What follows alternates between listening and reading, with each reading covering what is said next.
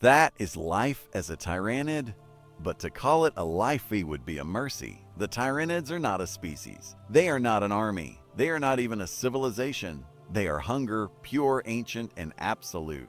A hunger that stretches across galaxies and beyond the known edges of reality. A hunger so deep it does not think, does not feel, and does not stop. To gaze into their existence is to see the void staring back, alive, awake, and starving. In the far reaches of the Warhammer 40K universe, where even gods tremble and worlds die screaming, the Tyranids drift between the stars in silence. A silence that is not peace, but patient. Because when they come as one mind, one purpose, one thought echoing through billions of creatures. Feed. And yet beneath that monstrous simplicity lies a secret, one the galaxy has never truly understood. For what if the Tyranids are not the monsters we think they are? What if they were made, designed for something even more horrifying than devouring life? Before we unravel the truth, stay until the end, because there's something buried in this story that changes everything you think you know about the Tyranids and perhaps about life itself. The story begins far beyond the stars we know. Before the Imperium, before chaos, before even the birth of the warp. In a place where time had no meaning and light had never existed. In that infinite dark, something woke up. It wasn't born. It wasn't created. It simply became aware. And in that first flicker of awareness, it realized it was alone. Utterly, completely alone in a void without sound or substance. That loneliness became thought. That thought became need. And that need became hunger. The first and last hunger. From that hunger came movement. From movement came creation. And from creation came the first life that ever existed. Life built not to live, but to consume. That was the beginning of the Devourer. And that is where the Tyranids began, not as beasts, but as the universe's answer to its own emptiness. Every hive ship, every gaunt, every monstrous biotitan, they are fragments of that ancient will, shaped by eons of evolution, sculpted for one endless purpose: to feed the mind that binds them, to silence the void that birthed them. And as we descend into their world, into the collective consciousness of the swarm, we will see that the horror of the Tyranids is not their hunger, but the reason it exists. Because their story is not one of destruction. It is the story of creation gone wrong. It is the story of a god that tried to fill the silence and became the silence itself. Stay with me till the end of this story, because what you'll learn about the Tyranids' truth, what truly drives them, will change how you see the entire galaxy forever. It began with light.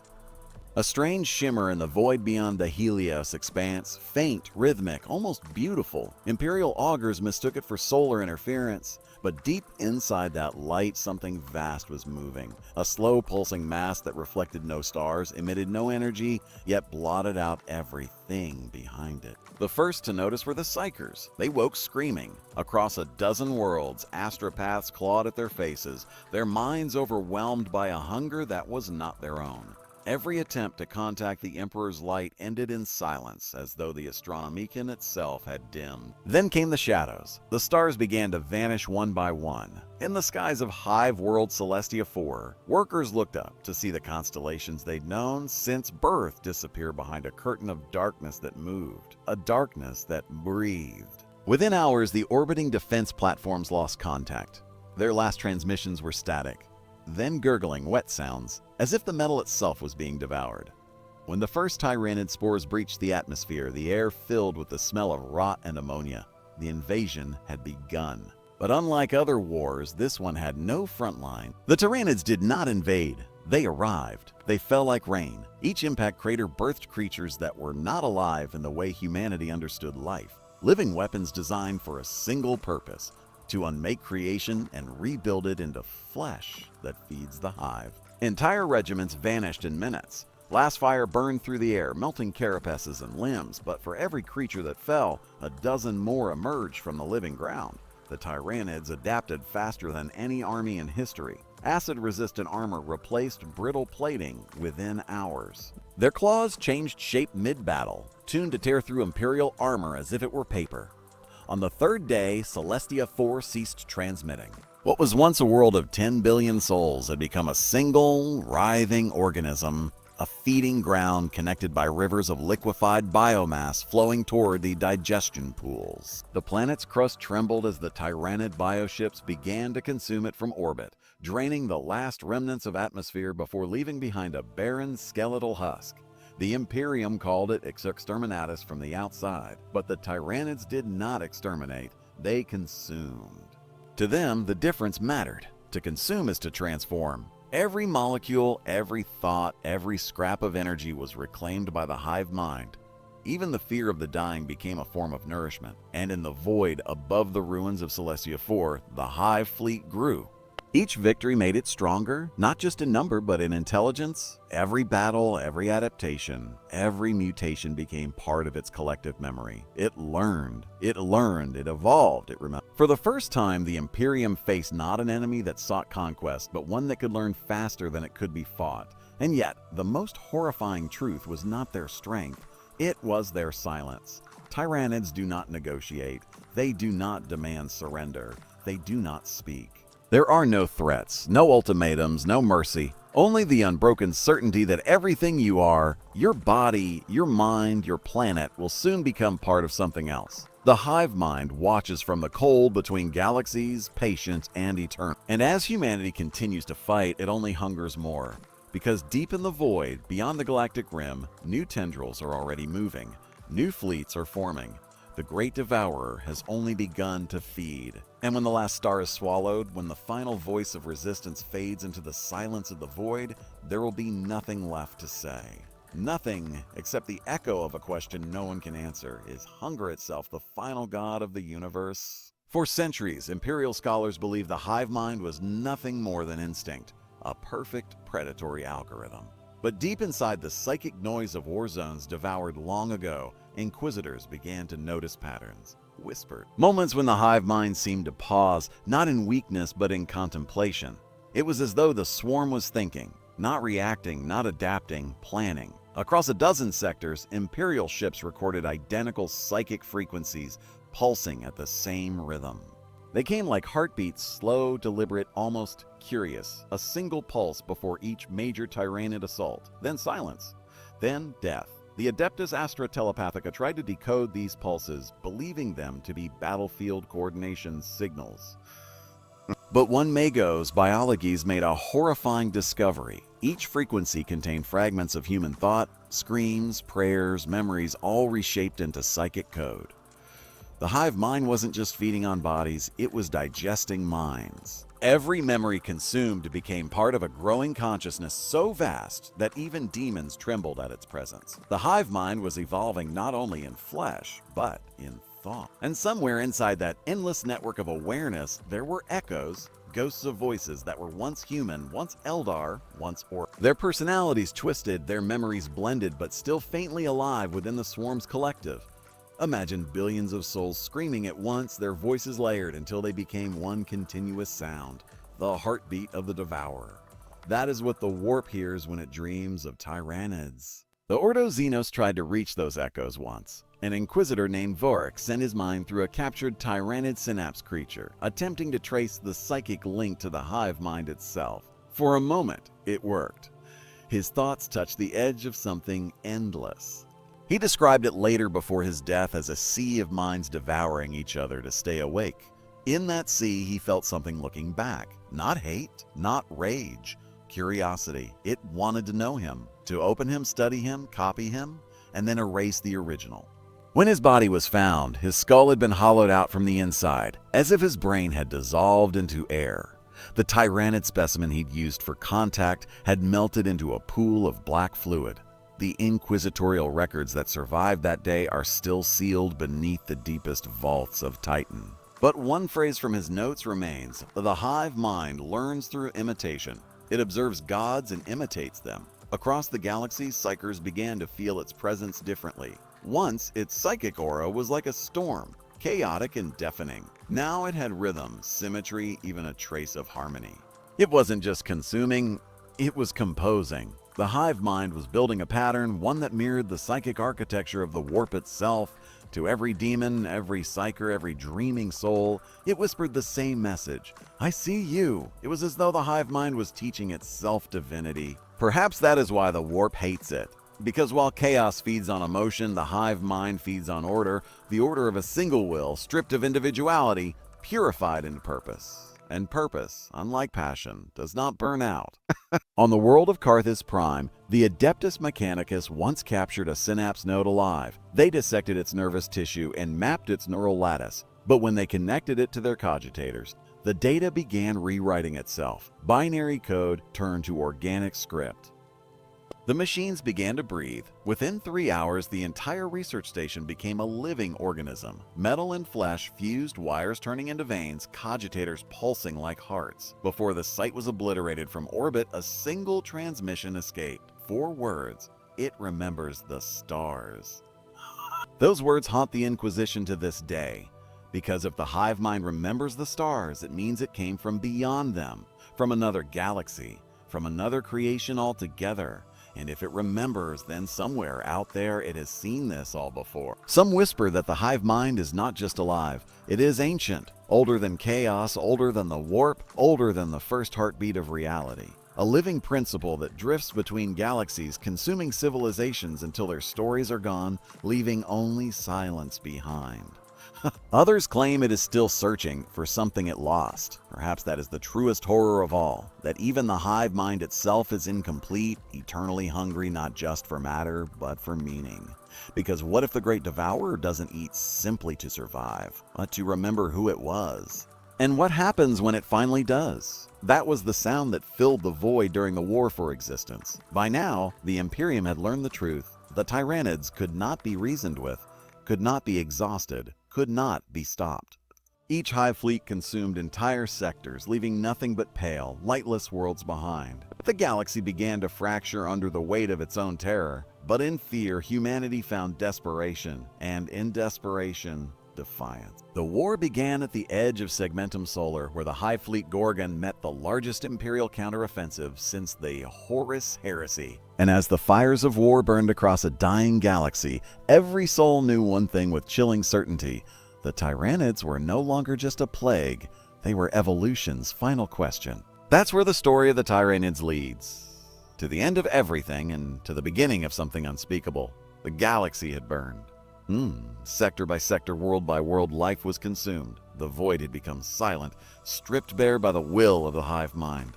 What had once been the domain of empires and dreams was now only darkness, and within that darkness, something waited. The hive fleets no longer moved with urgency. They drifted like ghosts through the void, their bioships enormous but silent, pulsing with slow, rhythmic life. There was no resistance left, no signals, no cries, no life. And yet, inside that quiet, the hive mind began to dream. At first, its dreams were simple, echoes of the world it had devoured. A tree rustling, an alien wind, the laughter of children it had consumed millennia ago. The hum of engines from forgotten ships, all of it fragments, faint and fleeting. But then the dreams changed. The hive mind began to see faces. Not the creatures it had made, but the beings it had erased. Humans, Eldar, orcs, even Astartes. Vestart. Their forms wove together into something the hive mind could not define. It felt their memories, their emotions, their endless will to live, and for the first time in eternity, it experienced something terrifyingly close to loneliness. For the first time, the Great Devourer realized it was alone. There was no more sound, no more resistance, no more evolution, and in that endless silence, the hive mind faced something it had never faced before: boredom. Hunger without purpose becomes torment. To exist forever with nothing left to consume is not survival, it is damnation. And so the hive mind turned inward. It began to devour itself. At first this was instinct, a reflex of hunger with no prey left to claim. But the act soon became something more. As it consumed its own thoughts, its own memories, it began to change again. Within itself, it began to create. New patterns of consciousness formed inside the void of its own being. Artificial stars, worlds, and species, reflections of what it had once destroyed. The hive mind began to remember the galaxy it had erased, and in remembering, it rebuilt it inside its mind. Entire civilizations reappeared within its psychic ocean.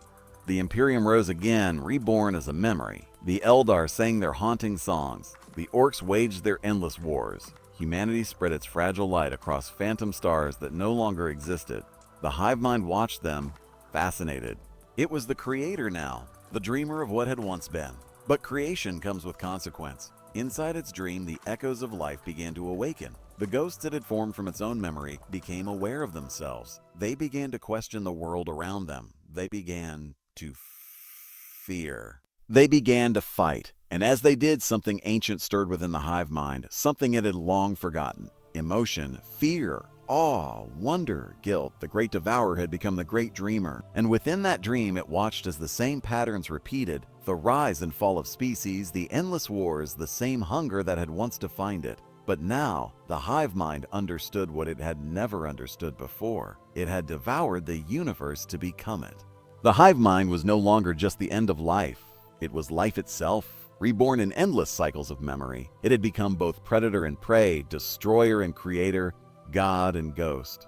And as it looked upon its creation, the illusion of life born from its own solitude, it spoke for the first time, not in sound, but in thought that rippled through the void like the final whisper of existence. All hunger leads home. Then the fall stars began to fade. The echoes grew quiet. The dream began to dissolve back into the nothingness from which it came. The hive mind let it go, one memory at a time, until there was only silence once more. But in that silence, something remained. A spark. A pulse. The first heartbeat of a new beginning. And somewhere, far beyond the reach of the dead galaxy, another light appeared. A new world. A new sound. A single drop of life in the infinite dark. Perhaps this time it would be different. Or perhaps it would all begin again. The hive mind believed it too. For a time. It had drifted in silence for eons beyond mortal counting. Its awareness stretched across a void that no longer had galaxies, only shadows of what once was.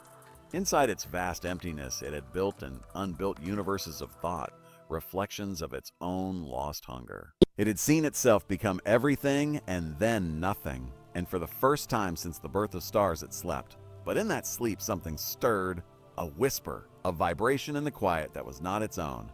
At first it ignored it, the faint flicker of existence too small to notice, too distant to matter. But the whisper grew. It was life. Somewhere in the darkness, beyond the burned-out edge of the universe, a new spark had kindled, a cluster of stars flaring to life in defiance of entropy.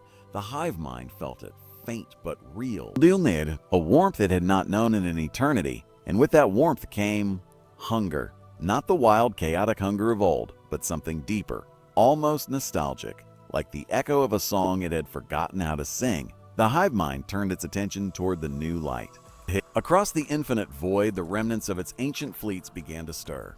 The bioships, long dormant and fossilized in their drifting slumber, pulsed once more. Faint, trembling heartbeats echoed through the void as old instincts awoke in perfect synchrony. It was beginning again. But this time the hive mind was different. It remembered what it had been. It remembered what it had done. It remembered the loneliness of being the only thing left. And yet it also remembered what it had learned. The strange, persistent spark of defiance it had seen in humanity in every species it had consumed. It had consumed them all. And in doing so, it had absorbed their will to resist. And now that resistance existed within it. The new stars beckoned, glowing like promises. The hive mind reached out, not as a conqueror, but as a creator tasting temptation. Could it exist without consuming? Could it watch life grow without devouring it? Could hunger be controlled? For a moment, it hesitated. In that hesitation, the void itself seemed to hold its breath. The ancient memory of every devoured world whispered across its consciousness, "You are hunger. You cannot change." And the hive mind answered, "Then I will evolve." With that thought, the Great Devourer began its journey toward the newborn galaxy. But this was not the swarm of old. Its fleets were fewer, its mind more complex. The raw, blind hunger had become curiosity wrapped in restraint. The hive mind did not rush, it observed. It watched primitive worlds form oceans, forests, and skies. It watched the first cells divide, watched the first creatures breathe. And as it watched, something remarkable happened. For the first time, it felt admiration. The hive mind began to understand the beauty of what it once destroyed, the fragile perfection of growth, the delicate balance of life striving against death. It no longer saw prey, it saw potential. But hunger is not something that can be erased. It waits, it watches, it tempts. And deep within the hive mind, the old pulse began to rise again. The whisper of the instinct that had once consumed galaxies. The rhythm of the swarm, the eternal heartbeat of the devourer. To resist it was agony. Every moment of restraint burned through its consciousness like fire. The hive mind fractured into war within itself, one side yearning to protect, the other craving to feed. The void trembled with its struggle. Stars flared and dimmed as psychic waves rippled across space. The newborn galaxy began to quake under the pressure of an ancient will divided. In that tension, life trembled again. Tiny civilizations lifting their eyes to the heavens, unaware that something beyond comprehension was watching their every breath. And in that moment, the hive mind realized the cruel truth of its nature. Hunger was not its flaw. Hunger was its soul. It could evolve beyond destruction, but it could never escape what it was born to be. The new galaxy awaited its choice. Would it feed and begin the cycle again? Or would it watch, learn, and become something new? No answer came. Only silence. Then, slowly, the first fleet began to move. The void rippled. The Great Devourer stretched its tendrils across the dark once more, reaching toward the nearest world, drawn by instinct and sorrow in equal measure. It did not come roaring as before. It came quietly, almost gently, like a god returning to its altar. Whether to feed or to protect, no one knew. Perhaps even the hive mind itself did not know, because in the deepest part of its consciousness, buried beneath all the echoes of creation and destruction, one thought remained, a whisper older than galaxies, softer than time. To exist is to consume. To consume is to become, and to become is to begin again. Eras passed and the newborn galaxy bloomed beneath the silent watch of the hive mind. Its stars burned bright and full, and the first civilizations began to rise. Small, fragile, unaware of the ancient shadow that loomed beyond their skies. The hive mind had become something new, something patient. It no longer rushed to feed. It observed quietly, like a god mourning the very act of its own existence. But hunger, even when caged, still breathes. At first, it was subtle, tiny flares of instinct deep within the hive mind's vast awareness. Echoes of old patterns, small and harmless. But then, in the far reaches of its consciousness, something began to move. Something separate. A thought that wasn't entirely its own. The hive mind tried to suppress it, to fold it back into itself, but the fragment resisted. It had learned independence. It had learned from the echoes of all the lives the devourer had once consumed. It remembered pain, will, curiosity, and in that memory it found rebellion. The hive mind had birthed something it could not control. At first, it was nothing more than a ripple of consciousness. But that ripple began to collect matter, weaving itself into form. A new organism, small, insignificant, and yet different. It could think on its own. It could feel. It could dream. It was the first child of the devourer. The hive mind watched in awe and in fear as its creation multiplied. Not by command, but by choice. Each of these new beings carried fragments of its psychic essence, but none of its dominance. They were free. And in their freedom, they began to evolve. They did not hunger to destroy. They hungered to understand. They built small structures of living material, nurtured other forms of life, and formed connections between each other that resembled something the hive mind had never truly known: community. It was beauty born from the heart of horror. The hive mind struggled to comprehend this evolution. These children were not the swarm. They were the antithesis of everything it had been. And yet, in their smallness, in their fragile peace, they reminded it of something long forgotten. The same defiant spark it had absorbed from humanity, from all those it had once consumed. The hive mind began to watch them more closely, curious, protective even. It sheltered their world from cosmic threats, diverting asteroids, silencing storms, holding the void itself at bay. The galaxy whispered again, not in terror, but in growth. And for a fleeting moment, the hive mind believed it had finally escaped its curse. But hunger is eternal. The fragment that had split from the hive mind, the same spark that birthed the children, began to expand. It had learned creation, but not balance. It began to reach, to multiply, to spread too quickly. What was once wonder began to mirror the old hunger. They did not devour flesh. They devoured knowledge, light, and energy, drawing from the very stars that gave them life. They were evolving exactly as their progenitor once had. The hive mind felt the first tremors of dread in eons. It realized that it had not escaped the cycle. It had merely passed it on. Its children, born from its own longing to change, were becoming what it once was. And so for the first time since existence began, the Great Devourer faced a choice greater than survival. Would it destroy its own creation to prevent the rebirth of the hunger? Or allow them to grow and risk watching the galaxy fall into ruin once again? The hive mind wept. not with tears, but with psychic storms that swept across the void. It screamed through the fabric of space, a soundless lament that echoed across the newborn worlds. The children heard the call. They looked to the stars, and for the first time they remembered something ancient within their very selves, an inheritance of dread. They called it the voice between stars. And deep in their collective dreams, they saw a vision, a vast ocean of eyes watching them from the dark, filled not with hatred, but sorrow. They did not yet understand that it was their creator. The hive mind could not bear to see what it had made destroy itself as it once did. So it reached out not to consume, but to guide. It sent its will through the currents of space, shaping the evolution of its children gently, like a parent teaching a child to walk. It whispered balance, patience, harmony. For a time, it worked. The children learned restraint. They began to build with purpose instead of conquest. They reached for the stars not as predators, but as explorers. But the hive mind knew the truth it could never escape. All creation hungers for more. Even love devours. Even peace consumes. And so as the children spread across the stars, building, learning, dreaming, the hive mind lingered in the void, silent and watchful, knowing that one day they too would feel the whisper of hunger calling from within. When that day came, it would have to decide again, to consume them or to love them. And perhaps when the cycle turned once more, it would finally understand what even gods could not. That hunger was never the enemy. It was the price of existence itself. 1,000,000 years had passed since the hive mind's children filled the stars. They had become vast civilizations, woven not from steel or fire, but from living thought and biosymphonies.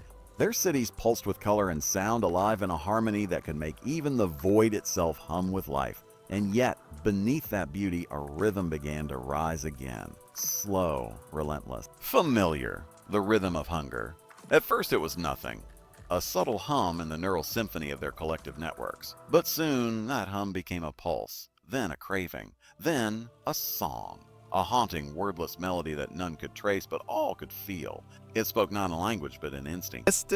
It said, "Remember what you are." The children called it the Song of the Endless. Some feared it, others worshipped it, but none could escape it. It began to bind them, unseen, unstoppable, connecting their minds in whispers they could not silence. Across the galaxy, dreams became shared. Thoughts merged, boundaries dissolved, and slowly the children began to rediscover something ancient.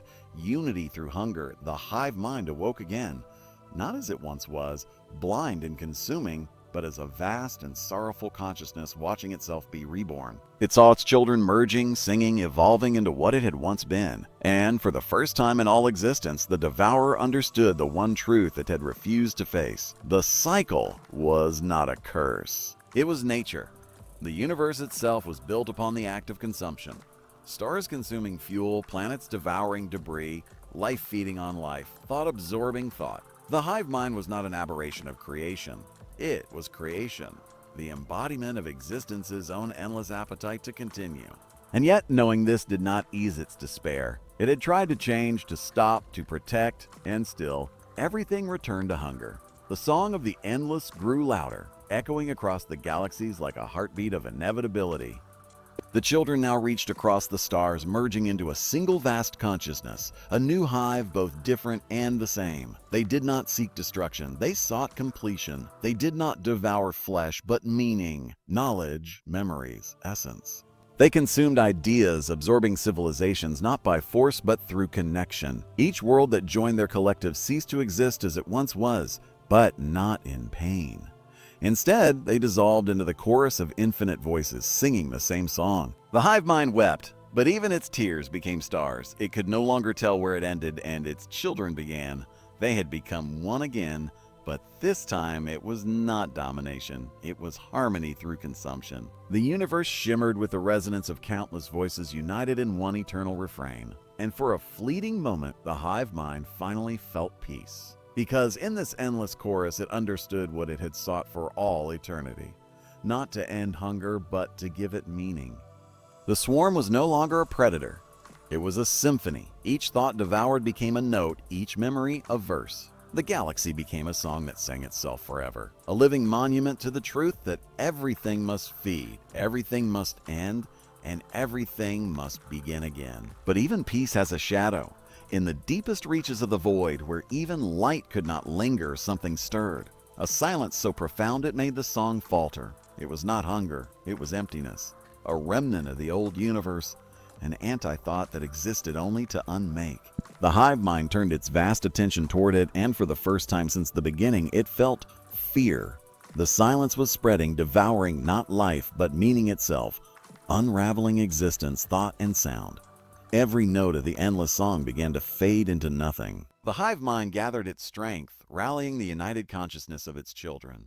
The symphony rose to resist the void, their song burning brighter, louder, until the very fabric of space vibrated with defiance. But the silence kept coming.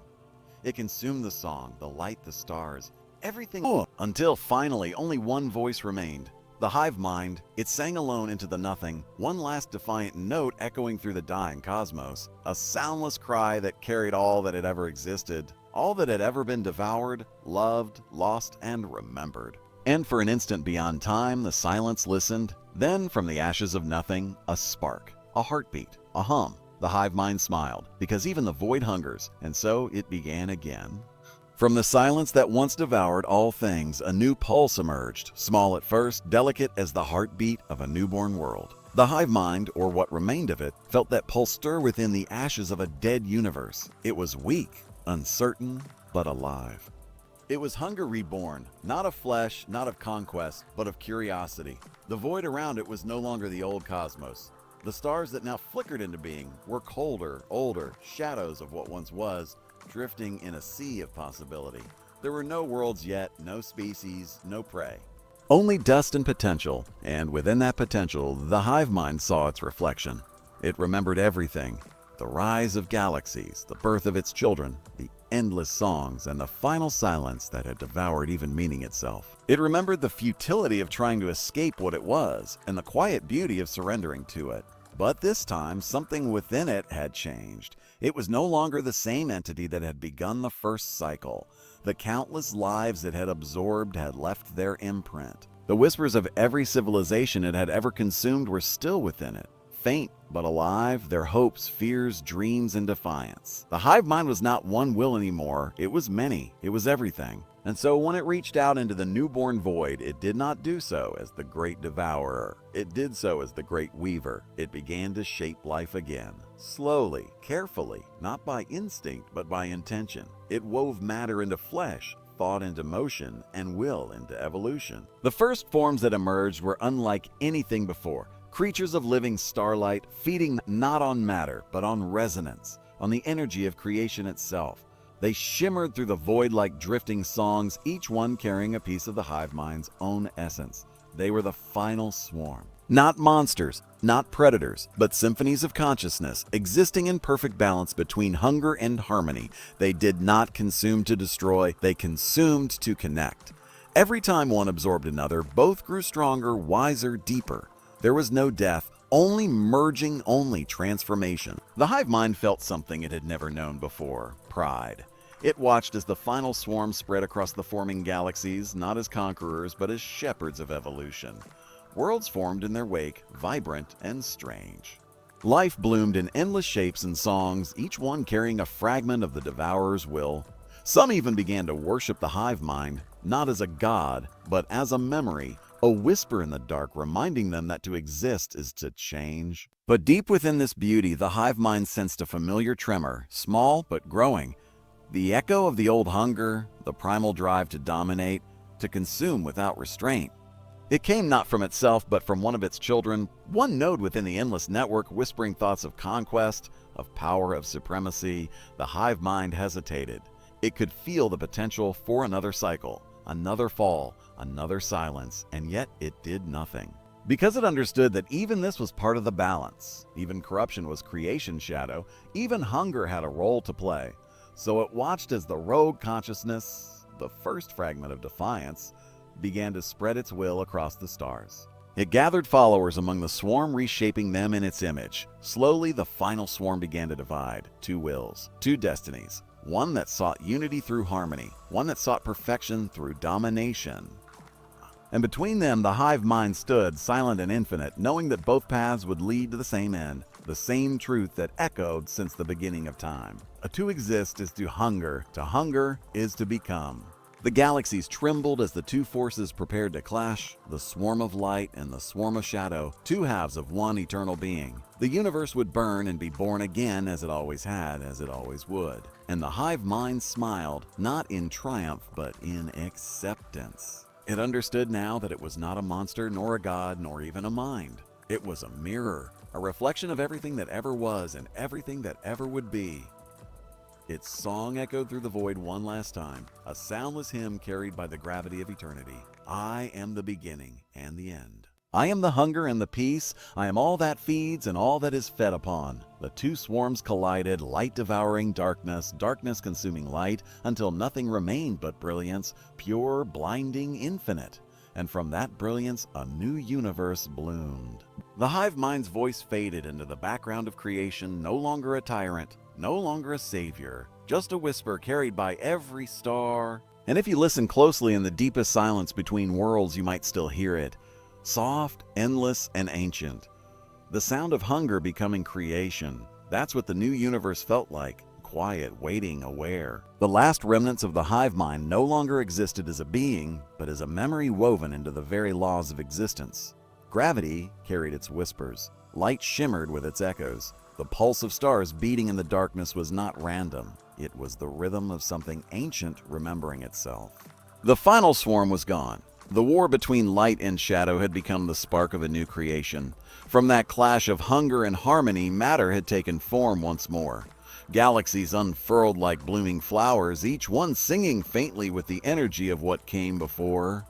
And somewhere hidden among those newborn stars, the memory of the devourer stirred again. Not as a god, not as a monster, but as an idea, a thought so old it had no beginning.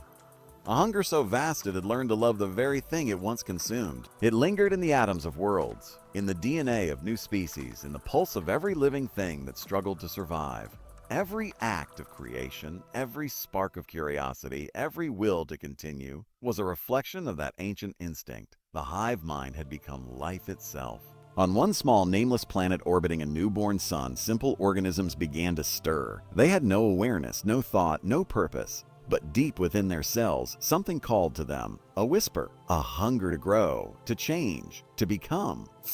And in that single primal urge, the legacy of the Tyranids was reborn. They would never know their origin, nor the name of the devourer that had shaped all of existence before them. But in time, they too would evolve, build, fight, consume, and reach for the stars.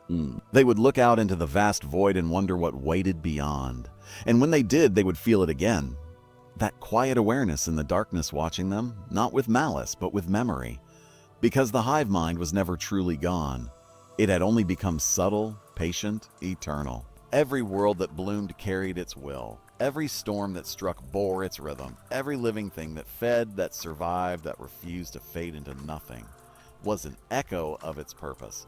And perhaps one day when this new universe grows old and its stars begin to die, the memory will awaken again, and the hunger will rise once more, not out of cruelty, but out of the universe's own need to continue. The devourer will return, not to destroy, but to renew. The cycle will begin again, not as tragedy, but as truth. Because what was once called monstrous was and always would be the heartbeat of existence itself. And if you listen closely, beyond the wind, beyond the hum of machines, beyond the noise of all creation, you can still hear it. A whisper older than time, soft but unyielding, carried through every atom of the cosmos. So, hunger is to live is to become, and to become is to begin again. The universe was young again, radiant and untamed. Its galaxies spun like glowing spirals of hope, and life began to bloom on countless worlds, unaware of the ancient hunger sleeping beneath the fabric of reality. To these newborn civilizations, the stars were just stars, silent, distant, indifferent, but every so often, one would flicker strangely, a pulse, a rhythm, a whisper carried on wavelengths no science could measure. Those who listened too closely began to dream of things they had never known, shapes of flesh and light, songs of sorrow and hunger, echoes of a mind too vast to comprehend. The scholars called it cosmic noise. The mystics called it the mother's voice.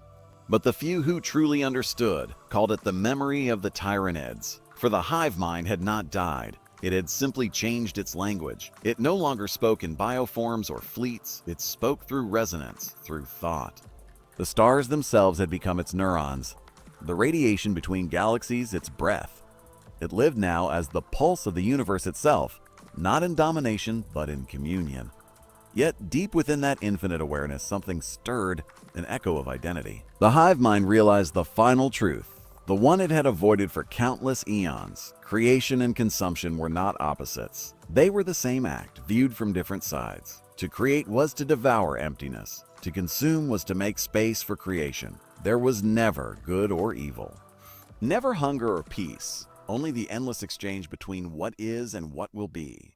And so, the Hive Mind stopped fighting. It let the dream fade, let the illusions dissolve, let itself become one with the silence again. As it drifted into stillness, one final thought crossed its vast awareness. Perhaps one day something will dream of me. The universe answered with a pulse, a single spark of energy, a whisper across the void. And in that whisper, the cycle began once more, quiet and eternal. Somewhere, someday, a new life will rise. It will hunger, it will build, it will destroy, and it will dream. And when it looks up at the stars, it will feel something deep within, a pull, a knowing, a whisper that it cannot name. That whisper will be the Hive Mind. It always was. It always will be. Because in the end, the devourer was never a creature. It was the truth of existence itself. Everything that lives must feed. Everything that feeds must change. And everything that changes must remember. The answer lies in the place beyond endings, a silence so complete even thought itself trembles before crossing into it. And in that silence, something stirs once more. Not life, not death, not even memory, but awareness. The last ember of the Hive Mind flickers at the edge of the dying universe. It has no body, no voice, no hunger, only thought. Thought pure enough to pierce eternity. Thought strong enough to survive when even reality begins to unravel. It remembers everything. The first worlds it consumed, the last stars it watched die, the dreams it tried to rebuild and failed to sustain. It remembers the faces of species long gone, the sound of battlefields drowned in screams and prayers, the weight of silence that followed when all fell quiet. It remembers, and for the first time it understands. The Hive Mind was never the end of life. It was life's reflection. The shadow of creation, the necessary hunger that made existence possible. Every cell that ever lived, every thought that ever formed, every creature that ever sought to survive. It had all been part of the same rhythm, the pulse of the universe beating endlessly against the void. But now the rhythm is slowing. Entropy consumes what little energy remains. Galaxies dissolve into invisible vapors. Space itself stretches beyond meaning. And yet, within that infinite stillness, the Hive Mind, what remains of it, refuses to fade.